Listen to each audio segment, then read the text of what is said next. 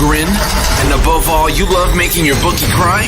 Then you're in the right place. The #1 spot for premier betting advice and wild opinions, shared with a fan base like no other. Welcome home. This is the Punch List MMA Podcast.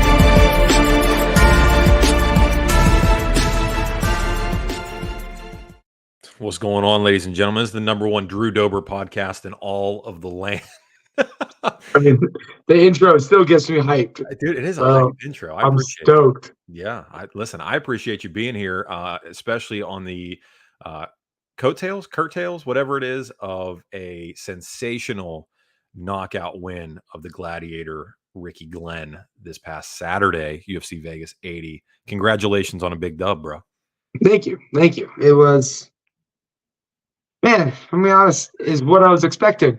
Yeah. And if I did any less, I'd be disappointed.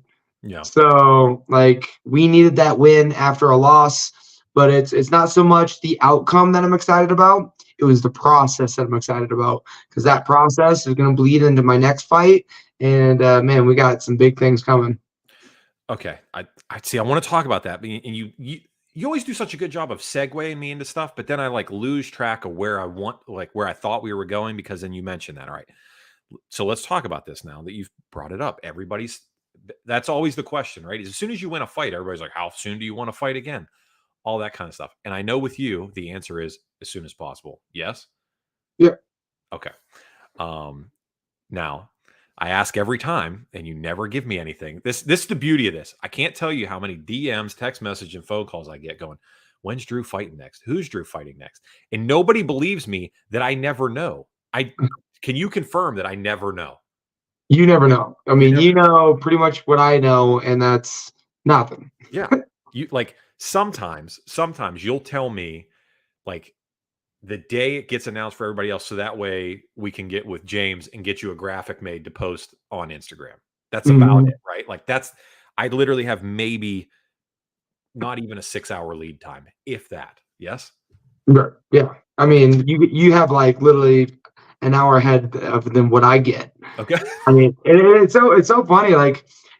You say names, you blow smoke, you create hype, you talk trash, all this stuff, and the UFC's like, fight that guy, and you're like, why did I do all this work if this is the dude you're offering? It's, man, I'm so sick and tired of saying other people's names, because it's Fugazi. It doesn't mean anything. Oh, I like that. Yeah. So, okay, I'm going to circle back to that, because that's another question I wanted to ask you, because we got Bobby Green headliner, but you just knocked Bobby Green out. Anyway, we'll circle back to that. Fighting soon. I'm going to be in Vegas for UFC 296 in December. Now, I've already called it. I've already called Sean Shelby. Okay. I already said I want to be on that card. Find me somebody. Okay. We're training for it. Okay. And so, yeah, I told him December 2nd or December 16th. Ideally, December 16th. Yeah. But like I said, trying to get me in the cage isn't the hard part. It's finding the other dude. That's the hard part. And is a guy in the top 15 going to step up? Are we going to fight another rising star? Or I had no idea ever. And the UFC just let me know.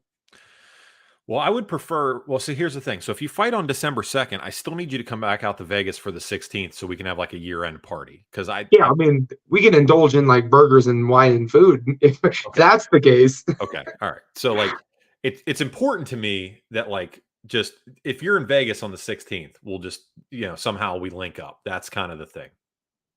I will be. Okay, all right, cool. I will be in Vegas on the 16th. What I'm doing there is going to be that's up for discussion. Bro, there still might be a fight on the 16th. You never know. You know what I mean? I mean, I have a face that just seems challenging to people, and then your chin, dude. You never know what kind of trouble we may or may not get into. But although we are two dads, we should probably lay low. Yeah, and I also don't want to end up in a Nate Diaz street fight video, But oh man, that'd just be great. Just a YouTube video, you sleeping some dude. Meanwhile, I'm getting choked to death behind you, beard blowing out and everything else. Look at that guy. We would go viral, but I don't think it would pay enough for the the bills and the fines. Yeah, you're right. Not to mention all the trouble we'd get in with the wives. I imagine I'd get in big time trouble if we went to Vegas and got in a I fight. wouldn't be allowed in the house. Yeah, see. All right. Well, I mentioned the dad thing. Everybody's been beating the drum with you for the dad thing, but I want to take a different approach. Okay. You and I, last time you and I spoke, this was pre baby Dober showing up, right? And you had all these preconceived notions and all these ideals about what being a dad was going to be like and what you thought and what to expect and everything else. And I just want to know, are you willing to admit to everybody that you were wrong about most of that? And it's brutally wrong. Just way off. Bro, is it not I mean, you can't one, you can't describe it, and two, you're never ready, right? Like you think you are, but you're never ready. Oh yeah. And the funniest thing is like I was offered a fight August 5th after like my baby was born, right? Yeah. So this is 1 week before the due date. Right. And I'm like debating if I could get a fight in. And my coaches pretty much had to tell me like, Drew, that's a hard no. Yeah. That's a no. Yeah. You don't know what you're getting yourself into. Right. That's a no. And I went, all right. I'll tell them that, like, with my baby, I won't be able to take this fight. Thank God. Yeah. Because I couldn't think about fighting for 6 weeks. Yeah. It's nuts, man. It's nuts. Yeah. And I got an easy baby. So I can only imagine that, how hard it could be. Yeah. That's a blessing. All three of mine were very easy babies. My son had a small bout like at 9 months where he just decided he didn't want to sleep unless mom was in the house. And my wife, she's a nurse. She was working night shift at the time. So she would go to work and it was just me and him, and he'd fuss in the middle of the night. Every time I go in there, he'd be like, "You're not mom. I'm not going back to sleep." And I'm like, damn it, man. Like I remember calling her like in the middle of the night, sleep deprived, being like, "You got to come home. I can't get this kid to go to sleep. He won't stop crying." I gotta start setting a precedence. Like I gotta walk into that room and at least show face when she cries. Yeah. She's like, "I'm also here too." Yeah. Well, so she's getting to the point now, age-wise, where you're coming up on the thing where she's going to be like really responsive to everything. So like the new fun challenge is coming, where she wakes up in the middle of the night or from a nap and you try to get her to lay back down. And the moment she sees you, she goes, "Oh, yeah, it's dad," or "It's mom." And then you're like, no, you got to go back down and go to sleep. but they're so excited to like see you and be awake. Yeah, we're already on that. Oh, you're already there? Like, she's so stoked when she wakes up from naps. Like, all right, people. Yeah. But now because she's starting to develop the personality, right? So fun, right? Just playing with the toys and goofing around. You can see that personality. But she's also got the negative side of that personality where it's like she's playing games. I'm like, "Oh, you're just bored and you want me to like put something in your face," type of thing. And I was like, so it's been fun. Yeah. Like I was saying, like this age that they're at now, dude, every single day is a new thing. You know what I mean? So, I mean, I don't know if you remember, but I was telling you when you're talking about, I want to do a fight camp, I want to do this, out and the other. I was like, man, just slow down a little bit, enjoy it, because at this stage, every day is something new. Like they're literally tomorrow, she will not be the same as she was today. So it's so great when they're like that. Man. There's the other day, like I was like just laying her on her stomach, doing some tummy time. Look away, look back, and she's on her back. I'm like, "You just rolled over and I missed it." Like, what? How? Like, no. Yeah, dude, all eyes on deck, just to make sure you see these things. Yeah, absolutely. So let me ask you the quintessential question. Obviously, you viewed it as a great motivator going into the cage, right? Like that was the big time. Did that become the new motivator? Obviously, we're chasing greatness. Obviously, we want to win a championship belt, but does the idea of legacy change now that she's in the picture? Yeah, I'm going to be honest with you. We talked about, the unborn child fighting and my wife was pregnant and motivation and stuff like that. When she came out, it wasn't motivation. I was wrong. What it was humbling. Yeah. What it was is what I'm doing in the cage doesn't matter. It's like me being a fighter, the greatest in the world champion. It's my dream. not anyone else's. My wife don't care. My daughter doesn't care. And then it's not even going to matter 10 years down the road. Yeah. Right. And so I'm like, holy cow, I'm doing this for me. I'm stepping in the octagon. I'm fighting. I'm winning. I'm not doing it for anyone else. Right. And so it's like that humbling feeling of like, no, this is mine. So what am I going to do with it? Yeah. And it was just, that was probably more empowering than the motivation that I thought I was going to get. Because then I realized who I'm actually fighting for and who's the only person that's going to be disappointed. And that's me. Right. And am I going to be able to swallow this decision or not?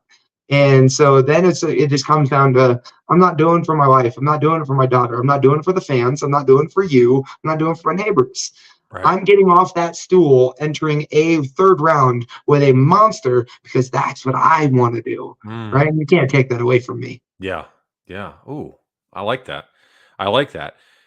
Do you feel like, so we're in the trust tree. So I'm gonna put you in the trust tree here. Okay. Well, not that you've ever been out of it, but I'm putting you in the trust tree.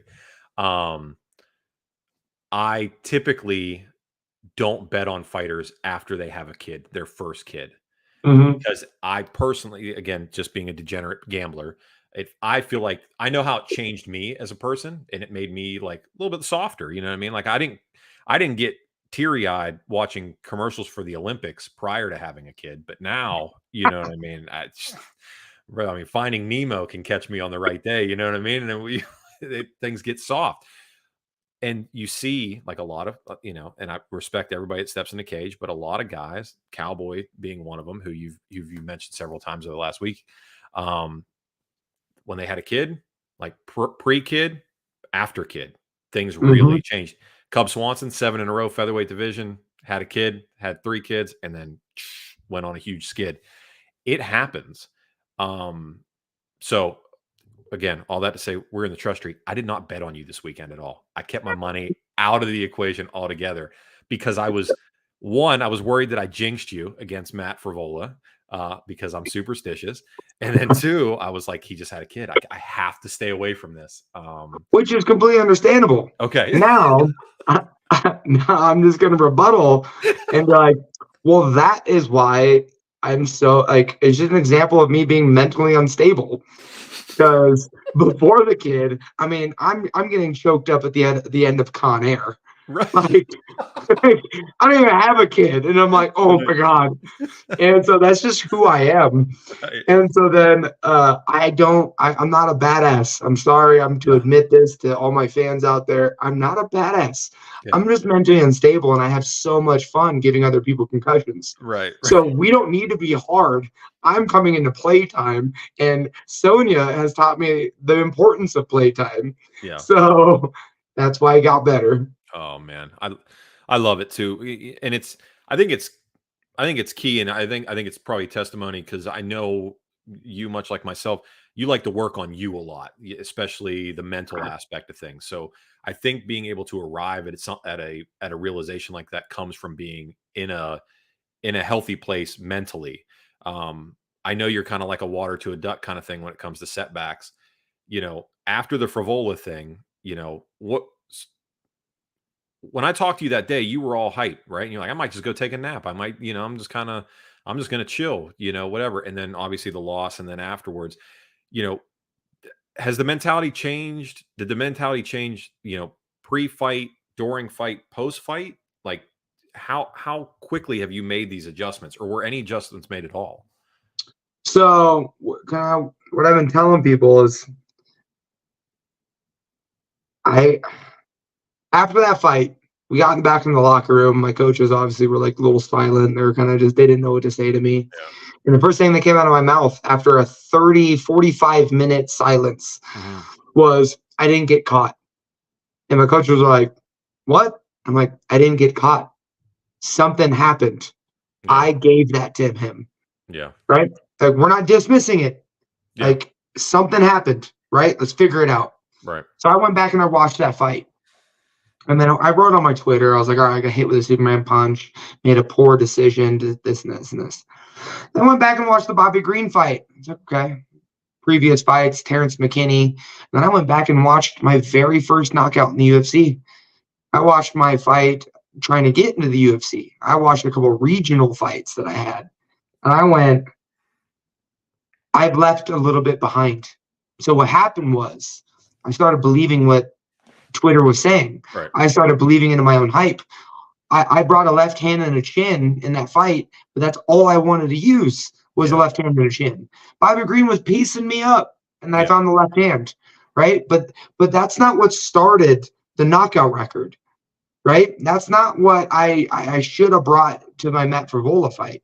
What it was is, what was old Drew Dober doing to set up his hands? Before I even proved to anyone that I got heavy hands, I was doing something. And it was setups, it was motion, it was mixed martial arts. Like I tried to take Josh Berkman down before I even knocked him out. You know, and so it was I literally left all the setups back in the locker room, and I just went out and tried to fight for Frivola with a chin and a left hand. Right. And it failed. So what we did was we brought back old Drew Dober. Yeah. We brought back that Drew Dober trying to make a point, trying to prove to himself that he can hang, that he's, had it within him. So we brought back the motion, we brought back the jiu-jitsu, we brought back the wrestling. We worked on everything other than boxing. Bro, you threw leg kicks. Those are the first leg kicks I've seen you throw in like 4 fights. And I'm just not talking shit like that. You threw leg kicks. I was like, bro, put them big legs to work, man. Kick them again. Kick them again. Exactly. Yeah. Exactly. Yeah. We brought back the setups. Yeah. So the motion, the setups, I didn't shoot a takedown, but I mean, it even goes back to that wild, stupid hair that I had in that fight with Ricky. We brought back my poor haircuts. Bro, you switched it up. I think you got like a Johnny Bravo looking thing going on right now. Right. It's stupid. But we just wanted to bring back the Drew Dober that was trying to make a point, trying to prove to everyone, like, we're fighting in an Apex against Ricky Glenn. Man, it felt like I was still like in the LFA regional circuit thing. Sure. Like, I'm here to make a point, to prove to everyone that like I can hang. So we just brought back what we were very successful with in the beginning. So my term was dance with the woman that brought you. Like, this is what got me to the knockout streak. Why did I leave it behind? Yeah. So now I know without a doubt, every fight moving forward, we're bringing in everything else, full toolbox. I like that. I like that. Dance with a woman that brought you. I like that. That's good. I was like, you steal that from an old guy at a mechanic shop or something? That's good. Probably. I was probably talking to some dude at a bus stop and told me that. Say, I like that. I like that a lot. All right. Well, let's talk about Bobby Green for a second. And this is not me soundbite hunting, okay? But you've said his name a couple times, so I'm just going to say it. All right. So does that, when you talk about fighting in the Apex, fighting on the prelims, feeling like regional, feeling LFA, feeling hungry, does seeing a name like Bobby on the marquee after you just knocked him out, does that kind of rub you the wrong way a little bit? Absolutely not. No? No, because it proves my point that it's not what you do once, it's what you do often. It's not about you getting knocked out and now you're off the radar. Right. It's showcasing the fact that you can get knocked out and ignore it and still move on. Matt Serra knocked out George St. Pierre. Adrian O. Martin knocked out Islam Makhachev. Where are they? You know what I'm saying? Yeah. One knockout loss doesn't define your legacy. Sure. Bobby Green on the main event. Exactly. And I love that. And I love that for him. Okay. Did you watch his post-fight press conference? No, I missed it. What did he say? Oh, he said that you don't understand how to fight. I don't understand how to fight? Yeah, because so they asked him how to, or what happened with him knocking out Grant. And he said that I'm going to paraphrase Bobby Green. This is not a direct quote, but his response was in the gist of, he goes, well, you notice stuff like with him and stuff like with Dober, that these guys, they don't understand fighting. They don't know how to fight. So they freeze up, they tense up. You can see them bounce in when they're coming for a combo. So then I just timed the combo coming in. And I thought, motherfucker, he knocked you out. What are you talking about? But that was just me yelling at the TV late night. You know what I mean? But like, his credit though, I didn't understand his fighting. Right. He did hit you a lot, but you still knocked him out. I couldn't figure out in the first round. But what we talked about before, I mean, I only brought in a hammer to the fight. I brought a left hand and a chin. Sure. right? So I Yeah. showed my chin in the first, showed my left hand in the second. Now was the fight. Now the rematch. Ooh, we're bringing way more tools, so Right. Bobby might be in trouble. But Right. I mean, but I don't want to. I don't want to take anything away from him. I No, no, love no. Bobby. He deserves this. So I'm going to let him enjoy that, like the ranking, the win, and all that stuff. Yeah. But we will surpass. Yeah. And I hate even asking about stuff like this because it sounds like I'm just trying to stir the pot, and I'm not. But I also just like, if somebody mentions like my name, I want to know what was said. You know what I mean? So I don't know. I know you don't care, man. You're stoic like that. It's an admirable trait. I appreciate that. So we were talking before, like before we hit go, and you said that you had a bit of a philosophical answer to the questions of what it means now, being a dad, being a fighter, and how how you feel about these things, and then what's next. So is that enough of a setup to get you back in that frame of mind to where we were? I think so. I think we touched on a little bit with our previous questions, but Yeah. really where I'm at is I'm humbled. Yeah. And I'm humbled to where I remember when we were trying to make this a dream Right. and what we were doing to make that a dream, and humbled by the fact that realization that this is just my dream and my dream alone, Yeah. and everything that I want to get accomplished, I'm doing it for myself. Right. And so the only person I'm going to disappoint is me. So can I swallow this, or am I going to get off that stool and make it happen?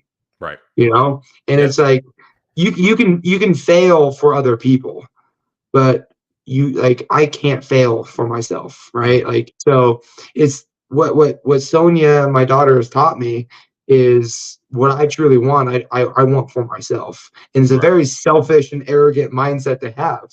But that's what's going to get me off that stool. That's what's going to get me into the gym. That's what's going to get me. That's what motivated me as a teenager. And that's going to motivate me at 34 years of age, which is this is what I want. I want it, and that I'm going to get off the couch. I'm going to run those sprints. I'm going to spar. I'm going to eat the diet. I'm going to cut the weight. All that stuff. Why? Because I want it. I Right. don't care about everyone else. Yeah. So much was made about your joke. You cracked a nice little joke at the wife's expense. About, or not maybe necessarily at her expense, but you cracked a joke in the cage. Very, very, very coy. I see your dad joke game is strong already.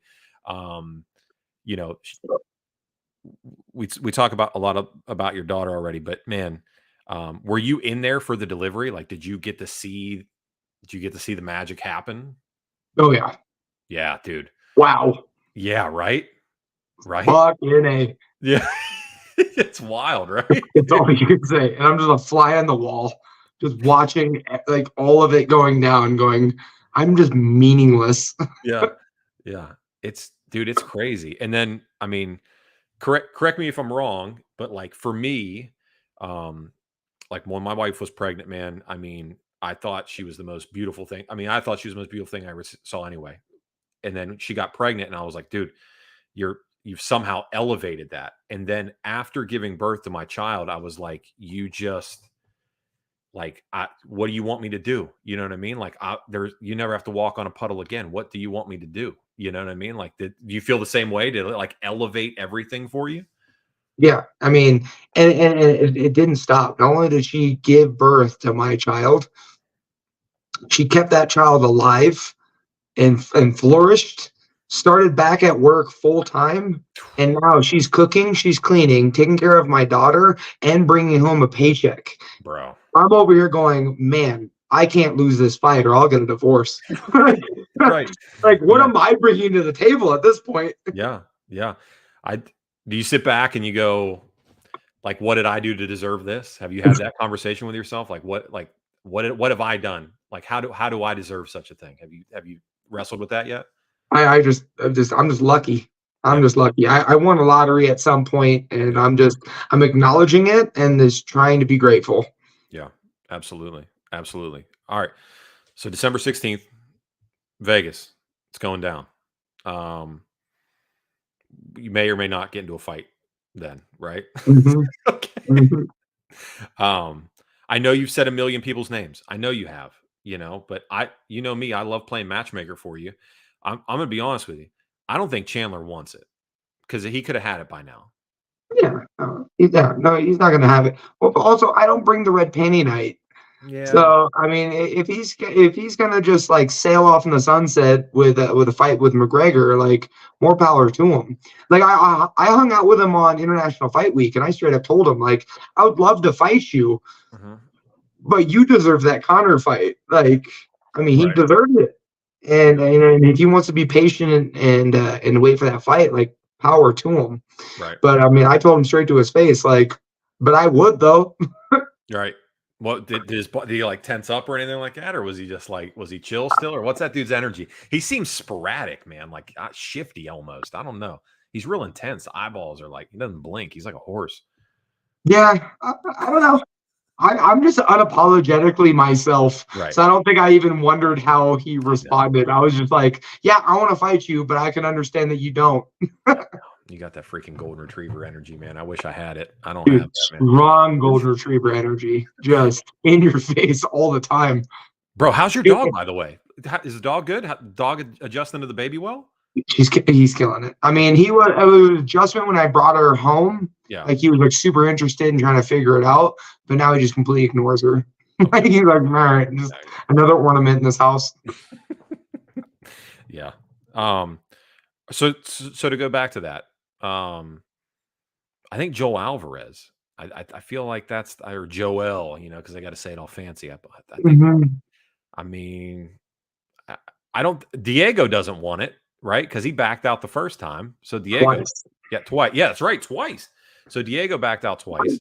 I understand Moicano can be game, but dude, he's really kind of let the momentum of Money Moicano really kind of sizzle out. And I know you don't care, but it's like the thing I sent you, like the Shia LaBeouf thing. You want to see your homies do well. I want to see you do well, So, I mean, here's what I propose. Let me ghost write some shit talk for you. And then you let it fly. And then we just see where it lands. Yeah, we tried at the beginning of the year to start throwing names out there, and like the amount of crickets that I received was just disheartening. Yeah. Right? I no longer want to talk about people anymore. So it's like, I know. Like really, the only person that wrote back was RDA. That's true. That's right. That's right. People don't realize how close the RDA fight was. RDA and I wanted to do it, and the UFC went, that didn't make any sense. Yep. And I was like, all right, well, so I don't want to waste my breath. Like, anybody. Yeah. It's just whoever says yes. Would I fight Renato? Absolutely. Dan Hooker? Definitely. Like, Diego Ferreira? I'll do it a third time. Like, sure. Like just whoever. I mean, I'll even fight a rising star because I talk a big game about I'll say yes to anyone. But the facts are that every time that I've been ranked, I fought somebody underneath me, and sure. We lost the ranking and all that stuff. But like, I'm not above fighting anybody. Right. So a rising star, sure, let's do that too. Yeah, I guess it. Do you ever like? Again, this is just me projecting. Do you ever do the self-assessment thing? Like, man, I come out here, I knock people unconscious, I send them to the shadows. I tell everybody that I'm constantly, I want to do this for you. I want to be an entertainer. I want this. I want, I'm out here sacrificing life and limb for you, gladiatorial style, right? And I guess in your mind, you think that brings the ovation of the masses. But like, is it the culture that we're in that because you don't do it while talking shit, that it doesn't maybe latch on the way it does? Some people that claim that, but do so while talking shit. Do you assess how your talk is received? It's being received. It is. And that's why we're getting no's. Fair enough. I mean, I'm a risk. Yeah. Yeah, you're a liability. I'm underneath you with very high potential of knocking you out. Yeah. Like, I understand at a business setting, that's a no. Right. This is a high risk, low reward type situation. Yeah, I get it. I get it. And the thing is, though, it's like, And yeah, punching power, cool. But like I have a chin. I took Islam Makhachev to the 3rd round. That's Yeah. more than Charles Oliveira can say. Yeah. Like when you sign the dotted line against Drew Dober, you know what you're getting into. Right. You're a man that's hard to put away. That has a potential of one like with the left hand for 15 minutes. Right. Like I'm just a risk, and so I can be all Colby Covington as I want. Right. I'm just a risk to people. So for me, what's in my control is I'll just fight anybody. Yeah. So props to Ricky Glenn. He said yes. And so don't take that away from him. He is a gangster. He said yes to a risk, and he went out there and fought valiantly. So that's more than a lot of people can say. All right, let's talk about Ricky for a second, and do so. I mean, you've sung his praises pre-fight and post-fight, right? And obviously, we knew with Askren coming in, bringing in Coke and Askren, it seemed like the ground game was going to at one point be a focus. However, you've watched the fight back since then? Yeah, bro, his body language from the moment the word "go" happened was very. I don't know if I don't know if this is going to be my night tonight. Did you get that feeling standing across from him? Not out the gate. Not out the gate. Not out the gate. As soon as I put my hands on him, then I felt that desperation. Yeah. But I mean, he came out with a plan. Like I got to give it to him. He was actually more composed fight week and pre-fight than some of my other opponents. Yeah. So I think Ricky came out with a strong plan and confidence too. Well, I mean, he's an older guy, so I mean, obviously you get the maturity that comes from you're not going to get super hyped up and riled up, like a Terrence McKinney or something like that. I wasn't worried about or you don't have to worry about maybe say or anticipate an adrenaline dump from a guy like Ricky Glenn. He is going to stay relatively composed, but I guess, like you said, once you started touching him a little bit, it really seemed like the body language was like, nah, I don't know about this. Like it was. Mm-hmm. It wasn't foregone conclusion, right? Obviously, it's high stakes punch face. Anything can happen. But, dude, once you started rolling, I was like, we're going to be hard pressed to see this go a negative way here. Which, I mean, so I felt that way immediately after the fight. Yeah. After watching the film and then seeing what I saw, like, we did hit him, but he didn't crumble. Like, he flopped, but he didn't crumble. I mean, he was putting his fingers inside my glove. He was hooking up a De La Riva guard. Like he was, and the fact that I had to hit him so many times was just showing that he was tough. He's resilient. Sure. He's a gamer. And I knew that going in. Like I knew how resilient and how he can get punched in the mouth and continue fighting, right? Yeah. And I mean, whether it was fight with Grant Dawson, he was losing and he found a way to put Grant Dawson to sleep and fight that fight into a draw. Yeah. So I knew how resilient he was. And so from my perspective, like I had hit him, I had to hit him so many times to make sure that the ref knew that he's done. Yeah. Okay. Let's talk about the ref for a second too, because do you know I don't like Chris Tognoni? Do you know this? I didn't know that. Oh, I don't like Chris Tognoni at all. I don't like of all the referees, I like Chris Tognoni the least. He is he's my least favorite referee for a number of reasons, which I don't want to by default incriminate you in any of this stuff. But he seems like very laissez-faire about things. And then whenever he talks to fighters, he's got this creepy uncle thing where he's like, hey, Drew, come over and let me talk to you for a second. Let me just let you know. Okay, I saw the glove grab, but there's nothing we can really do about that. As the heat of the moment. Okay, big guy, you got this. Okay, we're just gonna keep it clean from here on out. He takes this real just chill approach. Dude, that's he's grabbing the fence. Say something, or he's grabbing the glove. Say something. But you're looking at him with your arm out like Spider-Man while Ricky's got his fingers in the glove, and Tognoni is just meh, figure it out. Bro, fuck no, you figure it out, dude. That's what you're here for. But it's fun too, because if Ricky and I were fighting in a backyard somewhere, there would be no refs to help us. So I was just reminded it's oh yeah, I'm the one fighting. So we gotta figure it out. Well, what I noticed too, and again, you watched it back, so maybe you saw it or you didn't see it, But at the end, whenever he breaks it up and you're kind of like trying to get off Ricky, he still had a hold of you a little bit. So there was a brief moment where you were like, give me my fucking hand, like you pulled it. Like, do you remember? Oh, I remember. The fight's over. Get off my glove. Like, yeah, no, that happened for sure. You're not wrong. I was like, bro, wait a second here, because and then you went and did your sit down thing, which is all good. But man, I did get a nice chuckle out of that. So if you didn't think anybody noticed, bro, I noticed. I noticed. So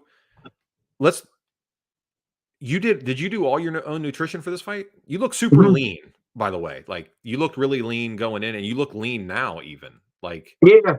So what's going on with that? Like, I started working my own nutrition with the Bobby Green fight. Okay. Yeah, I remember that. And so we have 3 camps on our own, and man, it's been beautiful. Right. So I had the education course through the numerous nutritionists that I've worked with in the past. Right. And they were getting me like all this. So I know how to eat. Now what we've been doing is, and I told you before, is I'm listening to my body. Right. So like, I know my schedule. I know what we need, like sparring day, jiu-jitsu day. Like, I know how much energy I need. And at the end of the day, like, my body is able to tell me, like, if I'm not sleeping right, if I'm not waking up hungry, if I, like, all these little small cues, like, if I'm not listening to them, you can ignore it. But I'm listening. Like, I'll wake up, I'll have a cup of coffee. How hungry am I really? And if I'm hungry, then we eat. And if I'm not, then we'll see, like, when do I get hungry? And then I know what to eat, like chicken salads and stuff like that. I mean, I'm a big steak person, so I like steak salads, all the time. Barbecuing, like, I was doing some briskets and stuff like that. But I know what to eat. I know how much is enough. Now you just got to listen to what the body needs. And once we found that equilibrium, dude, like, weight started shedding off. I started having more energy, both mentally and physically. Right. And so, like, it's the lightest I've ever been with the most energy that I've ever had. And man, it's just dumbfounding. And we've had 3 smooth cuts in a row, which is a record in my career. So at 34 years of age, man, we're only getting better.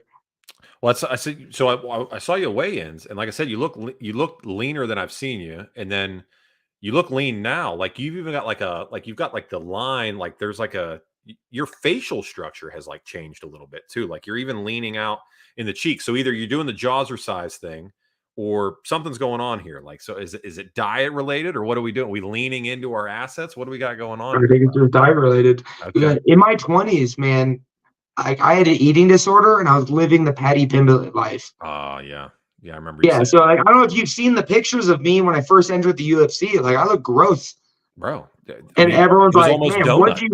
Yeah, everyone's like, what testosterone were you taking to like change your physique? I'm like, no, I just stopped eating like an idiot. Right. Yeah.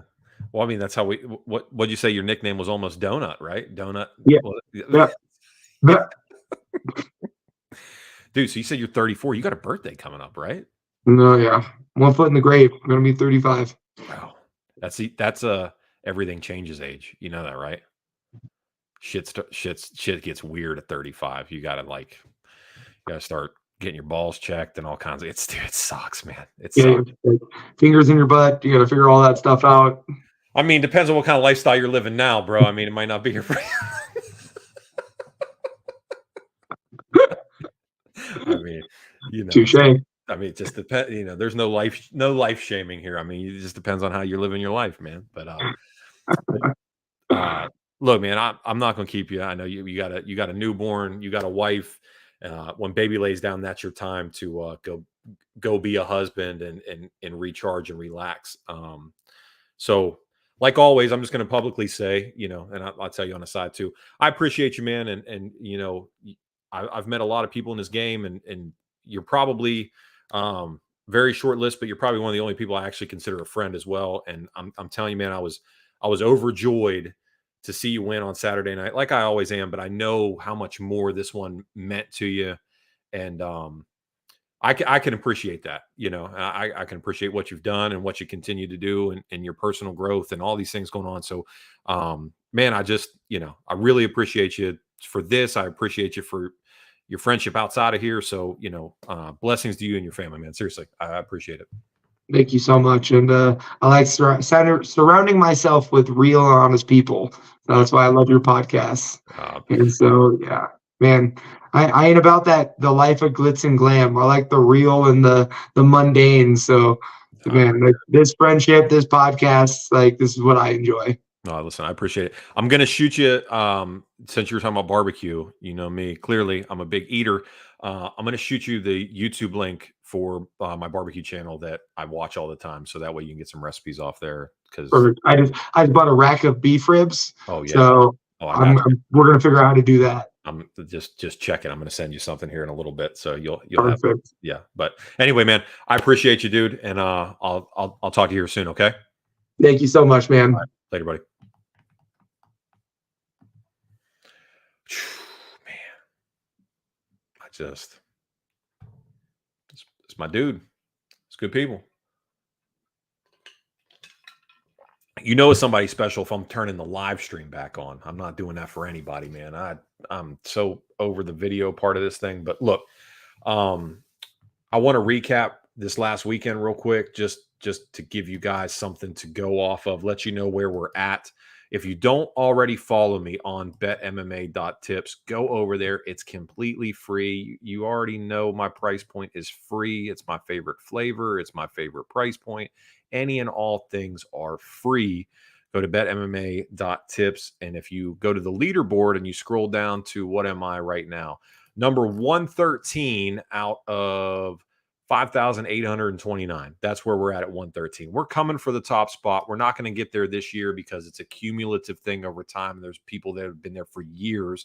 However, we're going to get there. That said, if you follow along there, since the Cyril Gone Sergey Spivak card, right? That was the card in which we hit even money for the year, because obviously we have dropped, there was a precipitous decline betting wise. However, the rejuvenation of body and mind and soul, getting off the social medias, taking a step back from the guest spots, doing all this thing and just kind of focusing on myself. Like you heard Drew say, being a little selfish and doing, what am I doing this for? Doing it for me, trying to be the best I can be. Go back to what made me the number one guy, right? We're up 95.5 units since the Cyril Gone Sergey Spivak card. Okay. That's almost 100 units. So if you're a unit equaling 1% of your bankroll, you've almost doubled your bankroll in the last 6 cards. Okay. That's we like when you're hot, right? We're warm right now. We're not hot yet. We're warm. Okay. I say all that because I have to lead into something here. All right. I am likely only going to play maybe 3 things on this upcoming card. Maybe 3. And here are my 3. TJ Brown money line over Darren Elkins. I believe Darren Elkins is just too old, too washed. He's not the damage anymore. He's just taking damage. Okay. TJ Brown has gas tank issues, but I think he's going to be a little too big. He's going to hit a little too hard, and Darren Elkins a little too old. Okay. So TJ Brown money line right now, minus 195, minus 200. Small unit play, just looking to just get some money in the bank. Okay.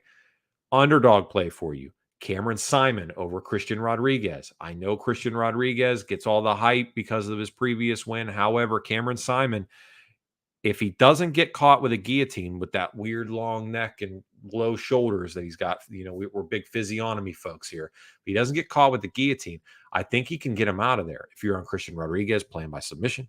Otherwise, play Cam Simon, and moneyline plus 135 is available to you. Okay.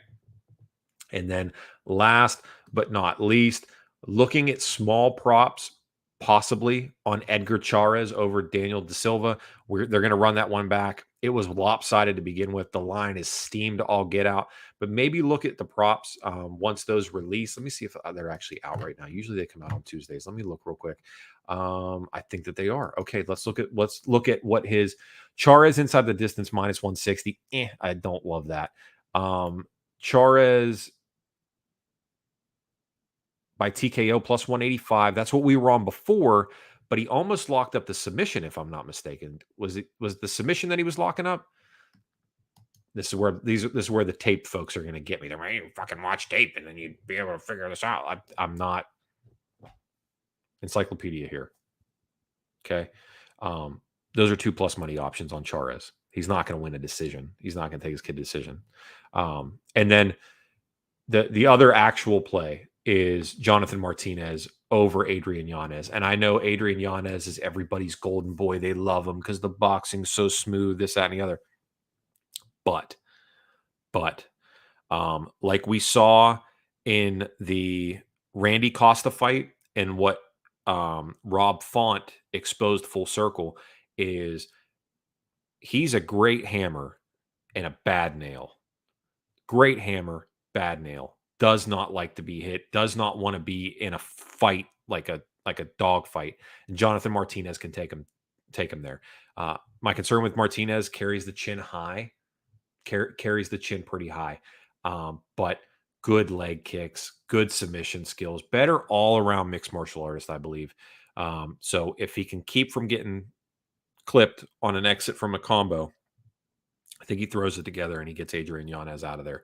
At least gets the W. I don't want to go. I don't want to get super crazy. Say he's going to knock Adrian Yanez out, but I wouldn't be surprised to see a finish there. So 3 things that I'm certainly going to put very small money on here, because you have to preface this where I lead into it saying we've won 95 units, and you're like, oh gosh, whatever plays he's going to give me, I'm just going to fucking unload, and then one of them's going to miss, and you'll be like, oh, you're an idiot. So I'm Martinez money line, Simon money line. Excuse me, man, I got the old yuck mouth here. And TJ Brown money line. And yeah, so the TJ line is actually coming down. It's not even minus 200 anymore. There's minus 185s out there, minus 175. So please keep steaming Darren Elkins. Keep steaming him. I would love a better price.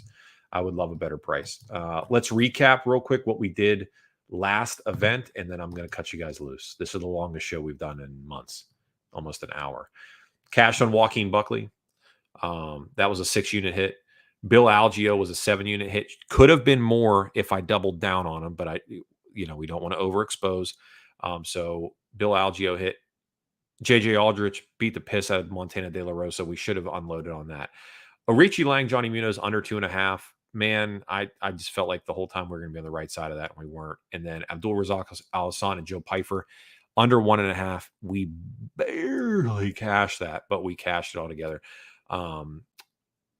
4-1 on the day, 18.62 units on the night. That's a good day at the office. That's a good day at the office, boys and girls. So appreciate everybody that tuned in. Nobody knew we were really going to do a live stream. I mentioned it on the previous episode. That's, we're doing the audio only thing. I said, maybe if Drew wants to do the live thing, maybe if it doesn't. And he said, turn it on. If anybody shows up, they're just watching us hang out anyway. So just turn it on and we'll see what happens. So I made it and we turned it on and see what happened. So those of you that did swing through, I love you. And if you missed it, maybe the next time, no big deal. Podcasts available everywhere. Audio podcasts are available. Spotify, Amazon. Tell your Alexa you want to listen to me. Siri, any of that stuff. You just tell them and Punchlist MMA comes up. So until then, be good to each other. God bless you. Have a great week. And I will talk to all of you next week. If I don't talk to you before then, if you want to hit me up, you can always do so. Chat at punchlistmma.com. Shoot me an email. We can chat on there if you want. And, we can do it like that if that's something you're into. If not, no big deal. Talk to you guys later. God bless. We'll see you.